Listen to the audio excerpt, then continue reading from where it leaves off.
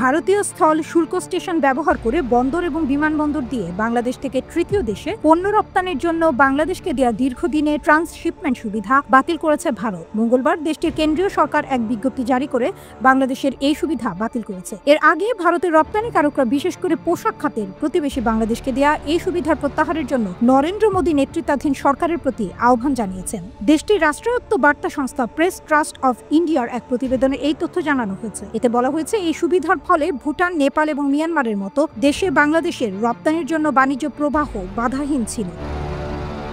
ভারত 2020 সালের জুনে বাংলাদেশকে পণ্য রপ্তানির এই সুবিধা দিয়েছিল। 8 এপ্রিল জারি করা ভারতের কেন্দ্রীয় পরোক্ষ কর ও শুল্ক বিভাগের বিজ্ঞপ্তিতে বলা হয়েছে, 2020 সালের 29 জুনের জারি করা সার্কুলার বাতিলের সিদ্ধান্ত নেওয়া হয়েছে। সংশোধিত এই সিদ্ধান্ত তাৎক্ষণিকভাবে কার্যকর হবে। তবে আগের সার্কুলারের প্রক্রিয়া অনুযায়ী ইতোমধ্যে ভারতে প্রবেশ করা বাংলাদেশি কার্গোকে ভারতীয় অঞ্চল ত্যাগ করার অনুমতি দেওয়া যেতে পারে। ভারতের ক্ষমতাসীন বিজেপি নেতৃত্বাধীন সরকার এমন এক সময়ে ভারতীয় ভূখণ্ড ব্যবহার করে তৃতীয় দেশে পণ্য রপ্তানিতে বাংলাদেশকে দেওয়ার সুবিধা বাতিল করল, যার কয়েকদিন আগে ভারত, বাংলাদেশ সহ বিশ্বের কয়েক ডজন দেশ ও অঞ্চলের বিরুদ্ধে উচ্চমাত্রার শুল্ক আরোপ করেছে মার্কিন যুক্তরাষ্ট্র।